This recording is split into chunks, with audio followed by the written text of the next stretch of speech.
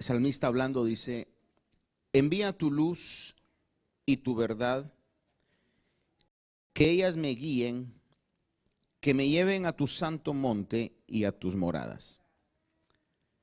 Entonces llegaré al altar de Dios, a Dios, mi supremo gozo, y al son de la lira te alabaré, oh Dios, Dios mío. ¿Por qué te abates, alma mía, y por qué te turbas dentro de mí? Espera en Dios, pues he de alabarle otra vez. Él es la salvación de mi ser y mi Dios. El domingo pasado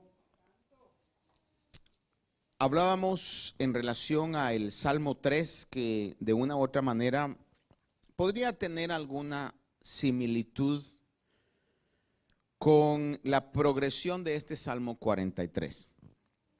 Le recuerdo lo que dice el Salmo 3. Dice el salmista, David hablando, dice, oh Señor, cómo se han multiplicado mis adversarios, muchos se levantan contra mí. Muchos dicen de mi alma, para él no hay salvación en Dios. Mas tú eres escudo en derredor mío, mi gloria y el que levanta mi cabeza. Con mi voz clamé al Señor y él me respondió desde su santo monte. Yo me acosté y me dormí, desperté, pues el Señor me sostiene. No temeré a los 10 millares de enemigos que se han puesto en derredor contra mí. Levántate, Señor, sálvame, Dios mío, porque tú hieres a todos mis enemigos en la mejilla. Rompes los dientes de los impíos. Y concluye diciendo, la salvación es del Señor, sea sobre tu pueblo tu bendición. Esa última frase, muy parecida a la frase final del Salmo 43, del versículo 5, que dice, Él es la salvación de mi ser y mi Dios.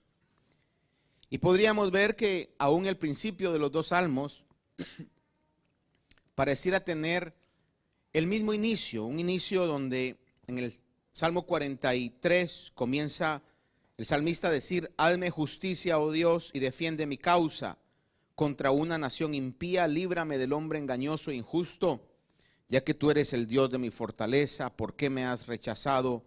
¿Por qué ando sombrío por la opresión del enemigo? Y el Salmo 3 hablaba y decía que muchos son los que se levantan contra él.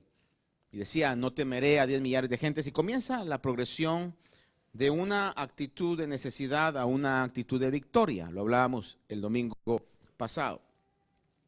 Pero en el Salmo 43 hay un elemento que diría yo que es común en los dos, es común en toda la vida cristiana, es común y muy actual para lo que nosotros vivimos hoy. Es muy importante para nosotros entender esto. Y para poder introducir el pensamiento central que el Señor ponía en mi corazón, quiero recordarle algo que usted y yo quizás hemos experimentado y hemos visto. Me recuerdo haber estado años atrás, ya bastante tiempo atrás, en el Distrito Federal en la Ciudad de México para la celebración de el cumpleaños de la Virgen, que en este caso sería la Virgen de Guadalupe, creo yo que es la que celebran. Pero fue para mí impresionante ver las líneas de gente y literalmente, no le exagero, miles de personas haciendo peregrinación en diferentes vehículos, motocicletas, bicicletas, caminando, autobuses. No vi porque no llegué a la basílica, porque no iba a eso, pues, ¿verdad? Pero sí pude pasar cerca y el hermano me explicaba que toda esa gente iba a la basílica a darle reverencia, a pagarle sus respetos a esa imagen. Al estar uno, no sé si sea así en todos los países, pero específicamente lo pude ver en el Distrito Federal allá, que me habían contado de que habían lugares en donde casi en cada esquina se encontraba un altar a la Virgen. A mí se me hacía algo difícil de creer, pero cuando estuve ahí, pude ver que era en algunos lugares una verdad. En cada esquina había un altar, literalmente, a la Virgen. Quizás usted ha pasado por ciertos lugares. Recuerde usted que Long Island, me voy a atrever a decir esto porque es una realidad. Las ciudades a veces han cambiado, a veces habían ciertos barrios que eran poblados por cierto tipo de personas que muy devotas a su devoción a la Virgen y todo eso. Y quizás usted ha visto que hay ciertos lugares, ciertos barrios donde en las casas hay en los patios altares o hay imágenes. Casi en todos los patios de esos lugares hay imagen, o a lo menos en un bloque se puede ver a lo menos una casa que tenga eso.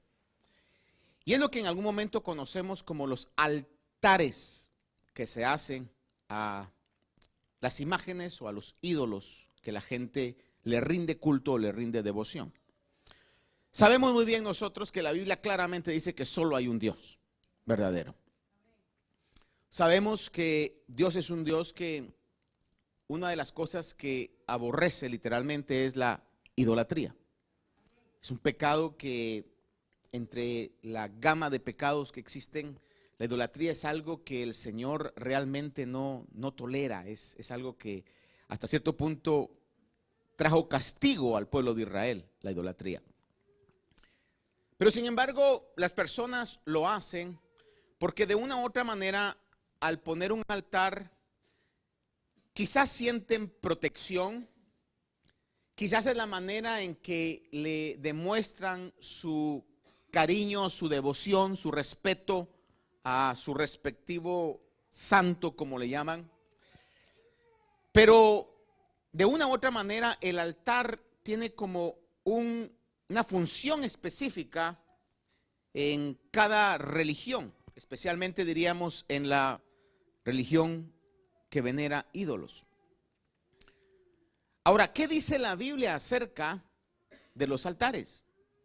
¿O qué importante es el altar en este tiempo? ¿Qué podemos entender nosotros sobre el altar? Porque a veces, fíjese que nosotros nos referimos a los lugares de enfrente de las iglesias como el altar. Y realmente no es el altar. Esto es una plataforma que se construyó para poder estar en una posición elevada visualmente, poder acomodar acá y poder transmitir y predicar la palabra de Dios. Usted va a ver, por ejemplo, acá que no hay ninguna imagen, no hay cruces, aunque el concepto de la cruz en algunos casos, muchas iglesias evangélicas lo tienen, no realmente emulando lo que la Iglesia Católica lo representa, porque es distinta a una cruz que un crucifijo. Un crucifijo es aquello que ya tiene una imagen. Sin embargo, algunas iglesias cristianas ponen la cruz como un recordatorio, un símbolo de la fe cristiana. Pero usted no va a ver, por ejemplo, que hayan imágenes o haya algún tipo de objeto que se venere. Ni siquiera esto es el lugar que sostiene la palabra de Dios. Y si algo voy a decir que realmente nosotros veneramos es la palabra de Dios. Por eso es que el centro quizá viene siendo este púlpito o este atril, como se quiera llamar, o podium, donde se coloca la palabra de Dios.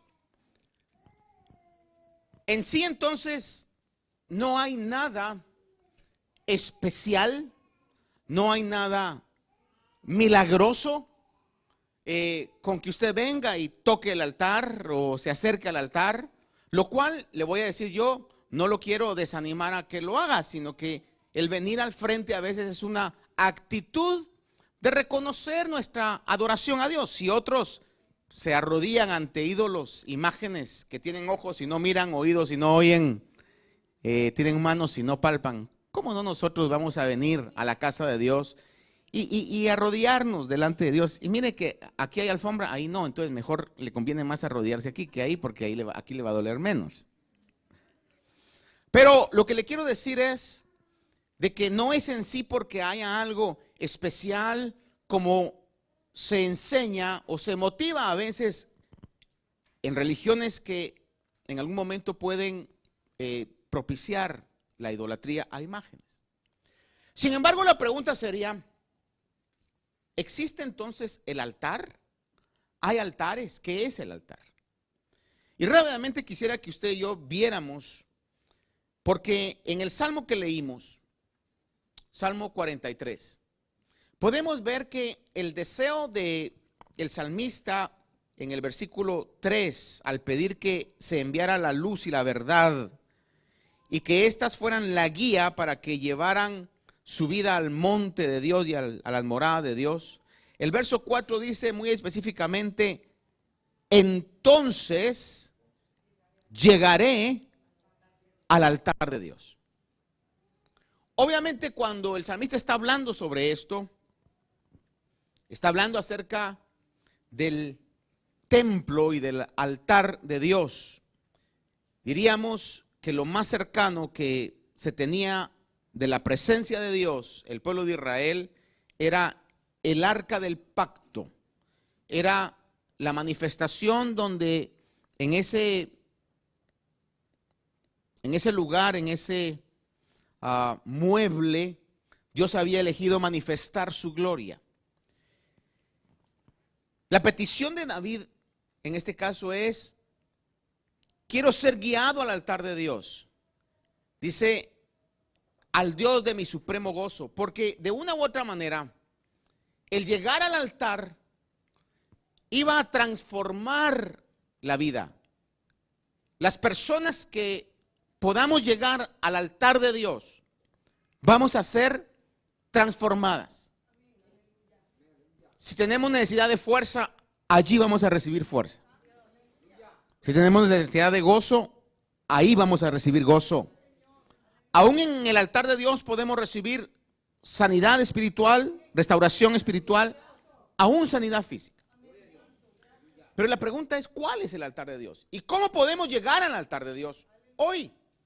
Si usted me está diciendo, pastor, que este no es el altar de Dios, y aún así lo fuera, imagínese que usted tiene necesidad un día que aquí no esté abierto. Es decir, no pude llegar al altar de Dios.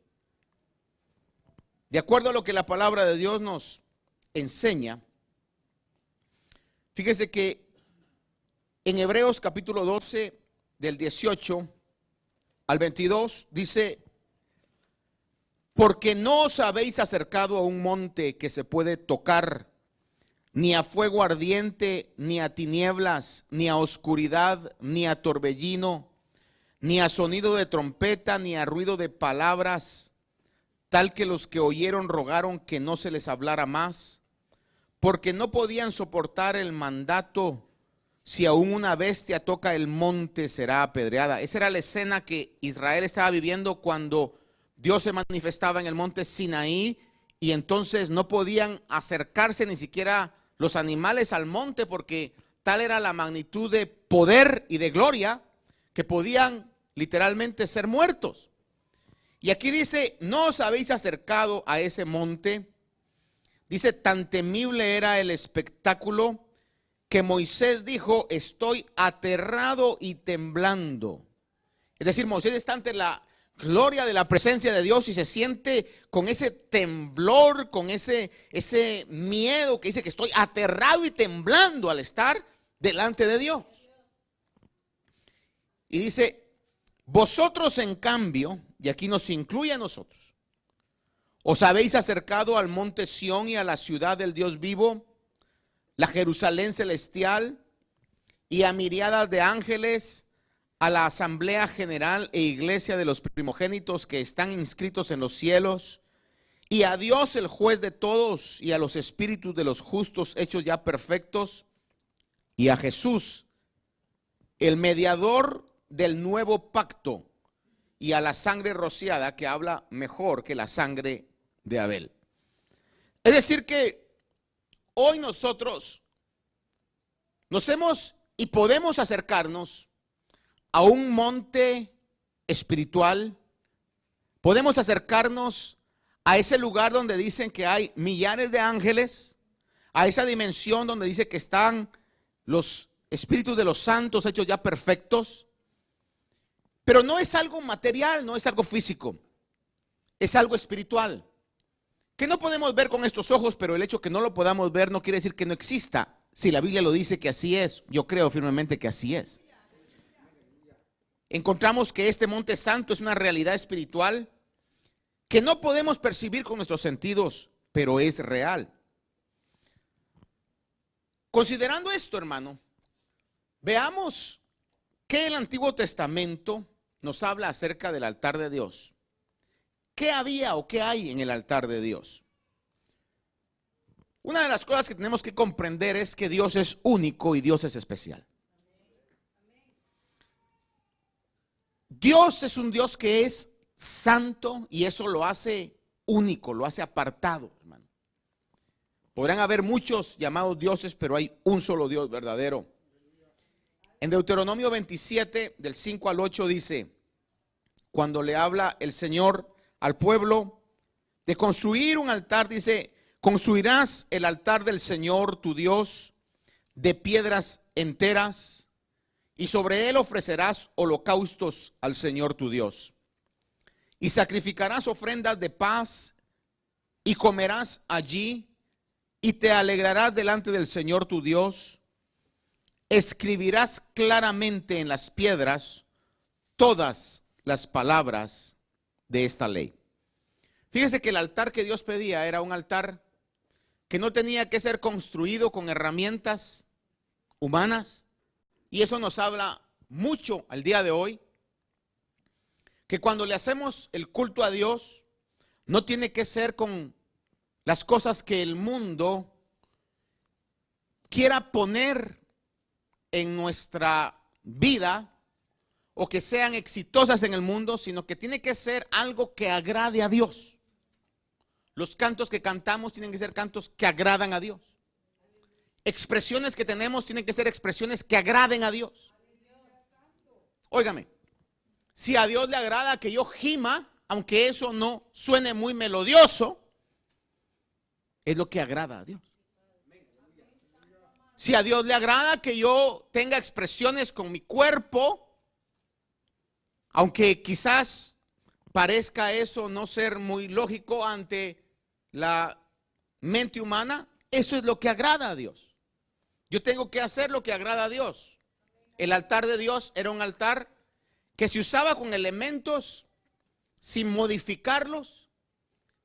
Y lo más importante de esto, y lo que leímos es que dice que en ese altar él pedía que la ley estuviera grabada. Diríamos, si resumamos esto, que no podemos buscar a Dios a nuestra manera.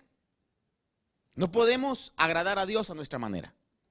Dios ha dejado su palabra para que le agrademos a la manera de Él, no a nuestra manera.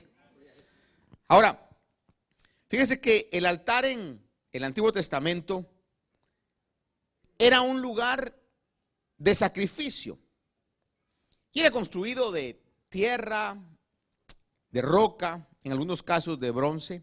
Pero le quiero marcar tres cosas que representaba el altar. La primera de ellas que era que el altar representaba la presencia de Dios, porque allí Dios se había manifestado.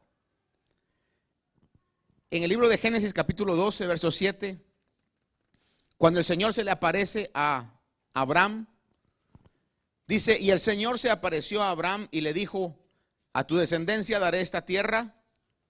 Entonces él, es decir, Abraham, edificó allí un altar al Dios que se le había aparecido. Es decir, que porque Dios se había aparecido allí, edificaban un altar. No solamente en el caso de Abraham, sino que Isaac en el capítulo 26 de Génesis, verso 24, dice, 24 y 25, y el Señor se le apareció aquella misma noche y le dijo, yo soy el Dios de tu padre Abraham, no temas, porque yo estoy contigo. Vea que dice que el Señor se le apareció. Y dice que Isaac, al recibir al Señor las palabras que le dice, y te bendeciré y multiplicaré tu descendencia por amor a mi siervo Abraham, y él construyó allí un altar, invocó el nombre del Señor y plantó allí su tienda, y allí abrieron los siervos de Isaac un pozo. Isaac hace lo mismo que vio hacer a su padre Abraham. Se le apareció el Señor. Isaac entonces construye un altar porque allí se había aparecido el Señor. Es decir, que el altar representaba la manifestación de la presencia de Dios. El altar también representaba un lugar de perdón y de misericordia. Cuando Salomón toma el reino y lo hereda de su padre David, en el libro de Primera Reyes, podemos ver que hubieron personas que al estar huyendo de Salomón, iban al templo y se agarraban de los cuernos del altar para que Salomón tuviera misericordia de ellos y no los matara. Porque habían tenido acciones de traición, de maldad, de iniquidad en contra de David y en contra también de hombres justos, específicamente un general llamado Abner.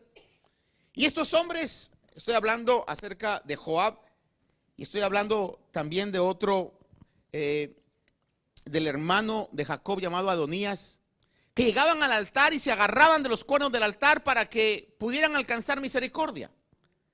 Posiblemente, y digo esto posiblemente porque la sangre de los sacrificios que el Señor le ordenó al pueblo de Israel que presentaran, la sangre de esos corderos se rociaba en los cuernos del altar.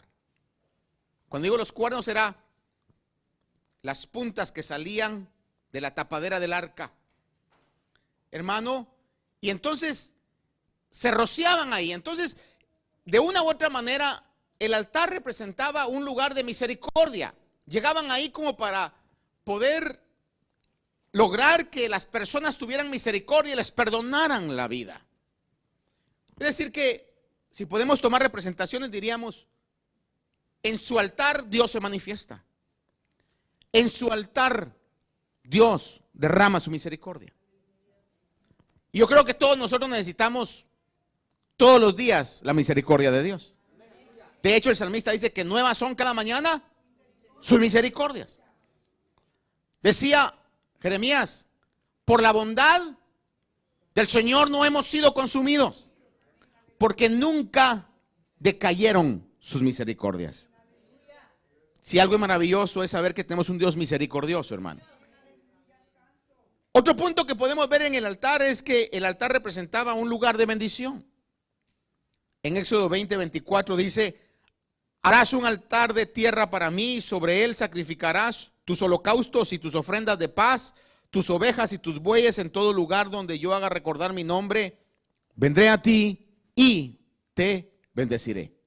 Vea eso, vendré a ti y te bendeciré. ¿En dónde? En el altar. Pero la pregunta entonces está, pero usted acaba de decir, ahí se está contradiciendo porque está hablando del altar y luego dice que este no es el altar.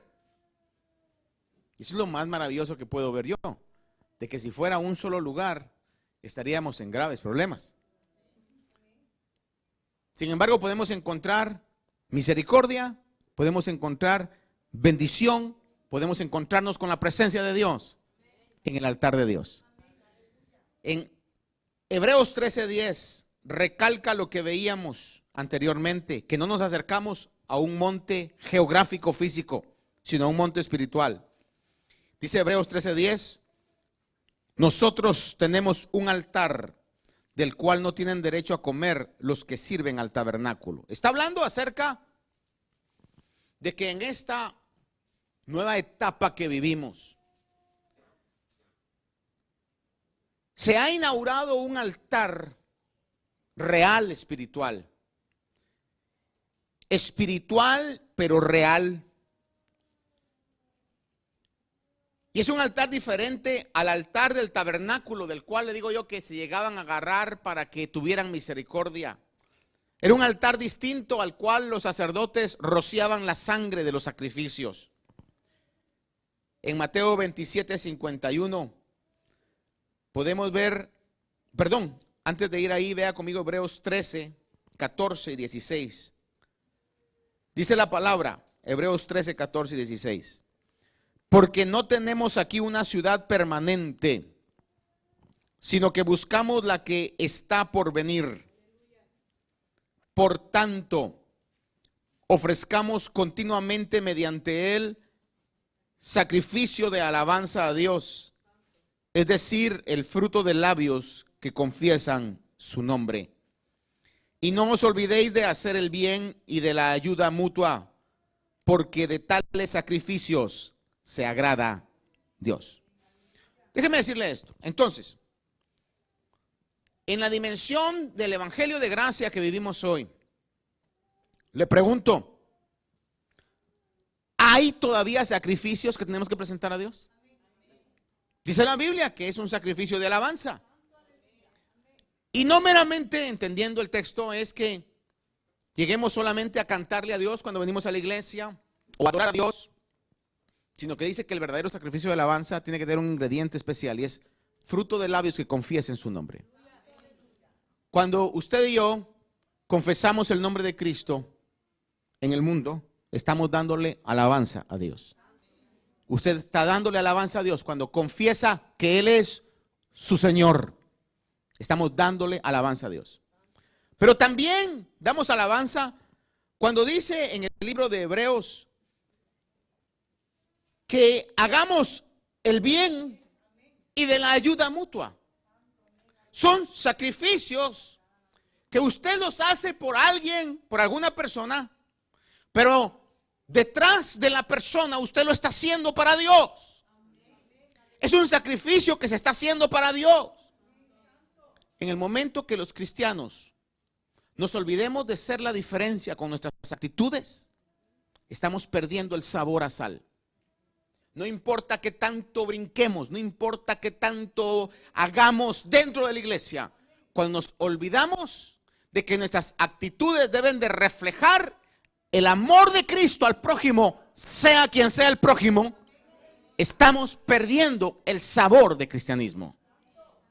Le recuerdo que el Señor, cuando estaba hablando acerca del poder tener esta actitud, un hombre muy conocedor de la ley le dijo, ¿y quién es mi prójimo? Y el Señor les dio aquella maravillosa parábola que se conoce como la parábola del buen samaritano, donde les comentó, usted la conoce, de que había un hombre que bajó de Jericó, o de Jerusalén a Jericó, y fíjese que solo en esa frase hay algo maravilloso, porque nosotros, quizás usted no, voy a hablar de mí, es el concepto que yo tengo sobre los humanos. Si usted se parece y es tan humano como yo, quizás estará de acuerdo. Pero los humanos somos malos. Por naturaleza somos malos.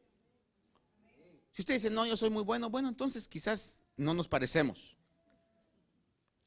Pero el humano por naturaleza es malo. Por eso no podemos llegar a alcanzar a Dios. Por eso necesitamos la misericordia de Dios. Y fíjese que cuando a veces alguien está pasando algo, nosotros muchas veces con tal de no ayudar lo que decimos es, no, pues él se lo buscó. Ella se lo buscó. Está cosechando su propia siembra y nos volvemos ultrabíblicos diciendo, razón tiene la Biblia, que todo lo que el hombre siembra, eso también segará. Pero le digo, dice que este hombre bajó de Jerusalén a Jericó. Jerusalén, la ciudad de Dios, y que curiosamente está en alto. En otras palabras, estaba espiritual y se fue al mundo. Sin embargo, aún ahí llegó la compasión de Dios. Llegó la compasión de Dios que, aunque este que fue golpeado, apaleado, lo dejaron casi muerto por sus propios actos, aún ese tipo de actitud y de persona merece la misericordia de aquellos que de una u otra manera somos parte del cuerpo de Cristo. En el momento que perdamos ese sentir, estamos perdiendo la luz de Dios, estamos perdiendo el sabor a sal que tenemos. ¿Dice o no dice la Biblia que demos de gracia lo que de gracia hemos recibido? Yo le pregunto algo, ¿cuántos de aquí decimos con toda seguridad, conmigo Dios ha sido misericordioso? Si vamos a dar de gracia lo que de gracia hemos recibido, si han actuado con misericordia, tenemos y debemos de actuar con misericordia. Cuando Moisés le pide a Dios que le mostrara su gloria, que no sabía realmente lo que estaba pidiendo, el Señor le dijo, no te puedo mostrar mi gloria.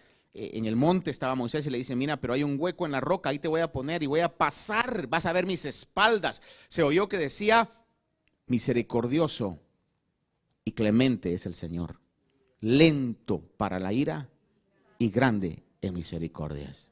Yo creo que Dios merece que le demos un aplauso hoy para exaltar su misericordia sobre nuestras vidas y saber que Él, hermano, nunca ha cambiado.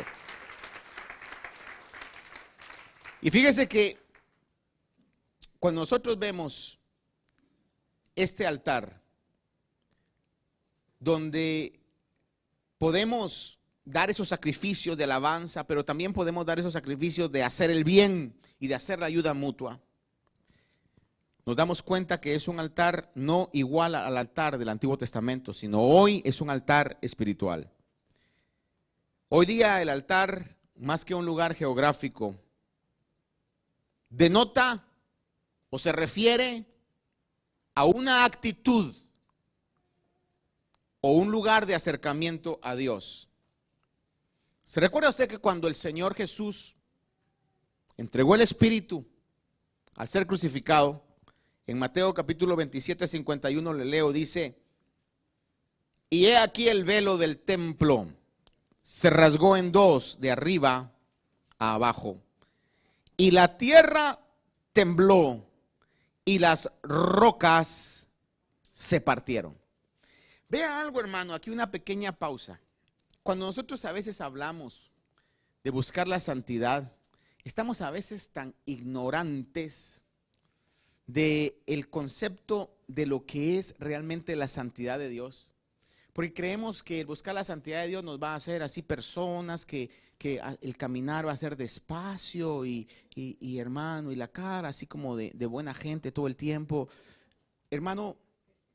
Sin embargo, fíjese que cuando Isaías, en el capítulo 6 de Isaías, tiene un encuentro con la presencia de Dios, donde vio hermano, criatura, los serafines que decían, santo, santo, santo, es el Señor, Dios Todopoderoso. Hermano, la santidad de Dios es, diría yo, algo que ministra fuerza, ministra energía, ministra poder, ministra vida. Es decir, no hay otro, no hay, el canto de la mamá de Samuel cuando vio que Dios le respondió, dice, mi corazón se regocija en el Señor, mi fortaleza en el Señor se exalta. Por cuanto me regocijo, dice, y lo que ella dijo, no hay santo como el Señor. El comprender la santidad de Dios, estamos hablando de una administración que puede transformar nuestra vida de una manera tan impactante y tan real. Por eso yo creo que cuando Dios nos toca no es simplemente para que sintamos lo bonito del toque de Dios, sino lo más maravilloso es lo que vamos a ver como resultado de ese toque de Dios. La gracia, el poder, el valor. Ya no digamos la unción que Dios puede derramar sobre nosotros para que nuestras palabras puedan levantar el espíritu de aquellos que están mal. O nuestra oración aún pueda sanar enfermos, no por nosotros, sino por el poder de Dios que Dios ha dejado en nosotros. Por eso cuando hay una manifestación de Dios, hermano, cuando estamos acercándonos a la santidad de Dios, nuestro ser realmente es transformado en lo interno y puede manifestarse aún hasta lo externo. Y cuando el velo del templo se rasgó, fíjese que dice que aún hasta los cimientos Literalmente lo que la palabra de Dios dice es que dice que las rocas se partieron. Porque cuando Isaías tiene esa visión en el templo, se da cuenta que aún los elementos inertes, los fundamentos del templo se estremecieron, hermano. Es decir, que si hay una manifestación de Dios, ¿se recuerda usted cuando el Espíritu Santo dice que descendió en el libro de los Hechos, que se oyó como un estruendo? Hermano, la manifestación de Dios en nuestra vida puede realmente hacer cosas. Le voy a decir yo a aquellos que cuando Juan tiene un encuentro con Jesús manifestado y revelado en Apocalipsis, hermano, se debilita y cae a tierra. Es decir, Daniel está teniendo un encuentro con las visiones de Dios y necesita que un ángel lo fortalezca. Un toque de esas entidades espirituales puede cambiar toda nuestra estructura, aún biológica, hermano. Ese es Dios. Dios no es una imagen que tengamos que limpiar o tengamos que cargar. Les cuento algo, pero me promete que no me va a juzgar. Y aunque me juzgue, pues ni modo, ¿verdad? Tengo que decirle la verdad. Ahora que andábamos por Guatemala meses atrás, fuimos a un departamento donde pasamos un par de días ahí para poder descansar. Y cuando llegamos al parque de ese departamento, curiosamente estaban celebrando, creo, 100 años, si no me equivoco, en él, de una imagen de la iglesia católica. Yo ya le he dicho que cuando yo voy a algún lugar siempre me meto a las iglesias. Ya se lo he dicho. Me gusta ver la arquitectura, me gusta ver eso es lo que voy a hacer. Y me gusta ver la reflexión de decir, Señor, así estaría yo si tú no me hubieras alcanzado. El punto es que cuando llegamos ahí al parque, que usualmente en los parques, la iglesia católica usualmente está en el parque, vimos que había un montón de gente, hermano. Y para aquellos que sabrán esto, y había un montón de cucuruchos, así le llaman a aquellos que están cargando las imágenes, que se visten de morado. Pero no le exagero, no eran 50, no eran 100, no eran 200, quizás eran, si no me equivoco yo, como unos 300 a 400. Ahí estaba el lugar, entonces yo le dije a mi esposa, sentémonos a ver la procesión. Y nos sentamos en el parque, hermano, para ver eso, hasta la grabó ella. Y aquel olor, incienso y todo, y la gente, pues la verdad es que era un espectáculo más que cualquier otra cosa. Yo estaba viendo eso nada más así. El punto es que pasaron la procesión, hermano, larguísima, hermano, ¿verdad? Usted sabe, ¿verdad? Que se mueven, y las trompetas, y se mueve aquello, ¿verdad? Y un montón de niños asustados, porque eso es lo que pasa a veces, ¿verdad? Que dice, mire a Cristo, y el niño está así, hermano, como diciendo, ese es el Cristo, ese Dios yo no lo quiero, ¿verdad?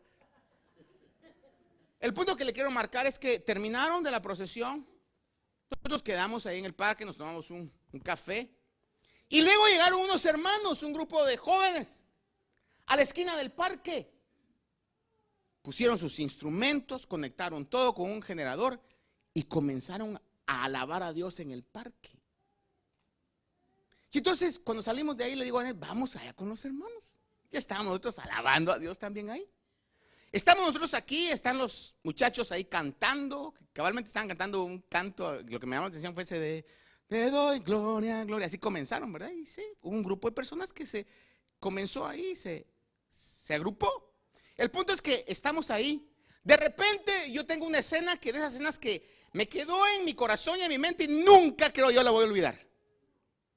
Estoy viendo ahí a los jóvenes y los hermanos también alabando todos al Señor en el parque, en el mismo parque donde antes había pasado la procesión. De la imagen inerte que tiene ojos y no ve, boca y no habla. Y ya la habían subido en un tráiler.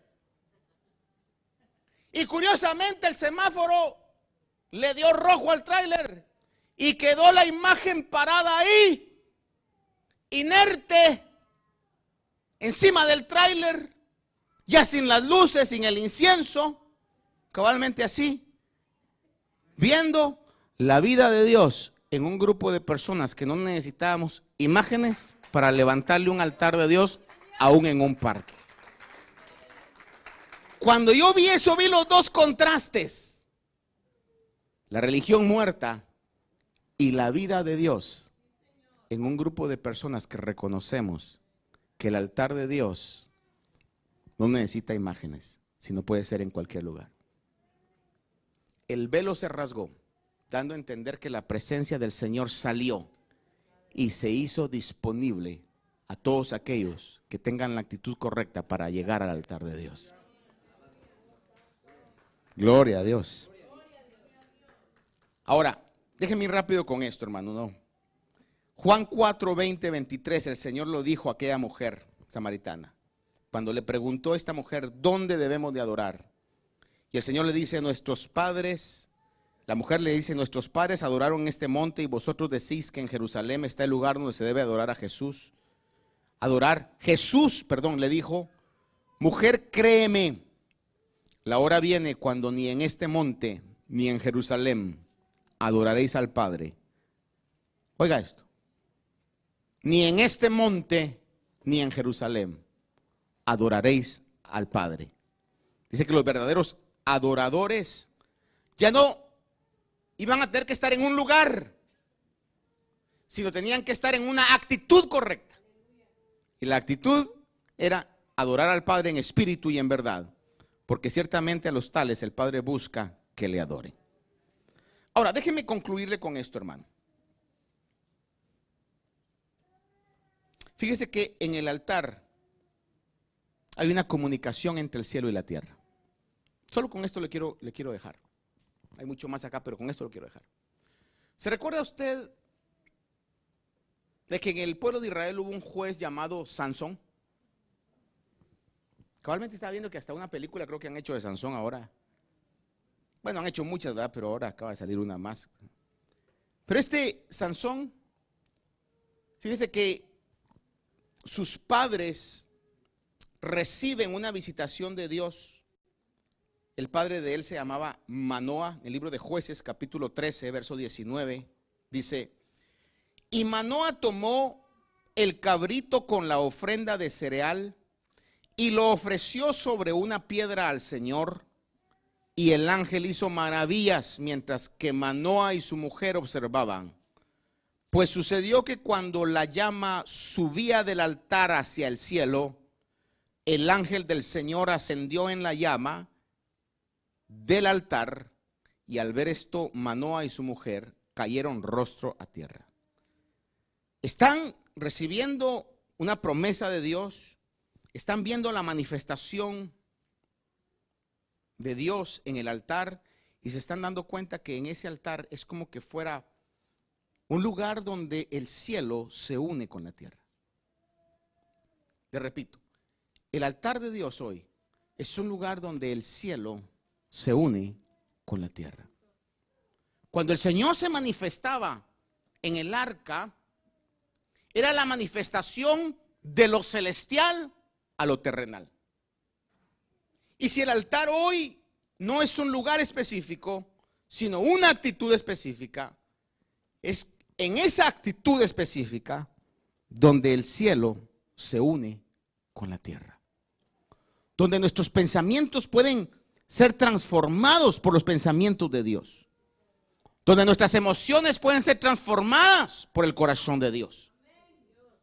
Donde podemos nosotros alcanzar a tener esa comunión y comprender lo que en Corintios 2, 1 Corintios 2, el apóstol Pablo hablaba, versículo 9, dice, sino que como está escrito, cosas que ojo no vio, ni oído oyó, ni han entrado al corazón del hombre, son las cosas que Dios ha preparado para los que le aman. Pero Dios nos las reveló por medio del Espíritu, porque el Espíritu todo lo escudriña. Mire lo que dice, aún las profundidades de Dios. Porque entre los hombres, ¿quién conoce los pensamientos de un hombre sino el espíritu del hombre que está en él? Asimismo, nadie conoce los pensamientos de Dios sino el Espíritu de Dios. Y nosotros hemos recibido no el espíritu del mundo, sino el Espíritu que viene de Dios, para que conozcamos lo que Dios nos ha dado gratuitamente, de lo cual también hablamos, no con palabras enseñadas por sabiduría humana, sino con las enseñadas por el Espíritu. Vea esto, combinando pensamientos espirituales con palabras espirituales. Le concluyo con esto. Esta clase de comunicación entre el cielo y la tierra ocurre solamente en el altar de Dios. Por eso, hermano, es necesario que subamos al altar de Dios. ¿Y qué es subir al altar de Dios? Pues es acercarse a Dios con una actitud de necesidad, hermano. Le voy a decir algo. Estamos por terminar un año. Estoy seguro que muchos pasaron o pasamos situaciones difíciles. Quizás algunas situaciones en las que usted dijo, de esta no salgo. Pero quizá tuvimos una actitud de decirle, Señor, pero confío en ti. Creo que tú puedes hacer lo imposible. Como decía Gabriel, nosotros hacemos lo posible, tú harás lo imposible. Y hoy usted está de pie, hoy usted está confiado en Dios, porque Dios ha sido y seguirá siempre siendo fiel, hermano. Estamos por comenzar otro año. En los retos, en algunos grandes, monumentales, en las cosas inesperadas que puedan venir. Le digo algo, hermanos, tenemos la gran ventaja, la gran bendición de que en cualquier lugar, en cualquier momento, con que nos acerquemos con la actitud correcta, podemos llegar al altar de Dios. Y ahí Él va a manifestar su bendición, ahí Él va a manifestar su misericordia, ahí el Señor revelará a nuestras vidas el por qué Dios permite lo que estemos pasando. Y cuando yo entiendo en mi espíritu, es más, hay cosas que a veces no vamos a entender, pero vamos a recibir la paz, la fuerza, la energía de Dios, que desafía todo lo humano, que desafía lo convencional, y que podemos saber que Dios siempre nos llevará en triunfo. En el altar de Dios hay bendición para nuestras vidas. Quiero concluir recordando un canto. A veces con los movimientos que tenemos bajo la bandera del Evangelio de Restauración, venimos y desechamos a veces ciertos cantos, que si no fuera, no voy a decir yo por los cantos mismos, ¿verdad? Pero que si no fuera por el mover de Dios, que utilizó también esos cantos, nuestros padres no hubieran sido alcanzados, nuestros abuelos no hubieran sido alcanzados. Y quizá nosotros no estaremos viviendo el Evangelio que vivimos. Pero no sé si alguno de ustedes se recuerda. Y si se recuerda, cántelo conmigo, sencillito.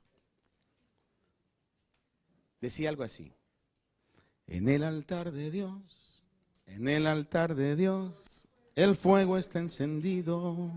En el altar de Dios, en el altar de Dios, el fuego está encendido. ¿Cuántos se recuerdan de eso? A ver, levanten la mano los que les tengan. ¿Y qué decía?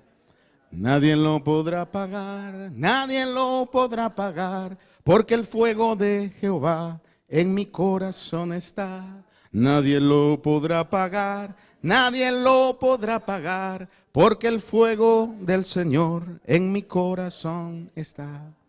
Fíjese, cuando me recordé de ese ayer, dije, era tan cierto lo que estaban diciendo. Porque el altar de Dios ya no es un lugar, es una actitud al cual tenemos acceso en cualquier momento. Este nuevo año usted va a tener que tener esa convicción para que en cualquier situación difícil que usted esté, sepa que el lugar de su victoria es en el altar de Dios. Pongámoslo en un pensamiento moderno de ese canto de antaño. Le voy a decir un canto que quizás quiera decir lo mismo que ahora cantamos.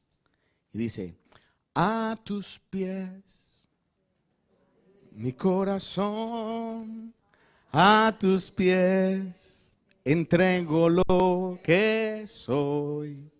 Es el lugar de mi seguridad, donde nadie me puede señalar. ¿Qué está hablando ese canto? El altar. Porque si estamos a sus pies, estamos delante de su presencia. ¿Y dónde está la presencia de Dios? En el altar de Dios. A ver, pónganse de pie, levante sus manos y dígale: Señor, gracias, porque me has dado el acceso a tu altar en todo lugar. ¿Qué sería de nosotros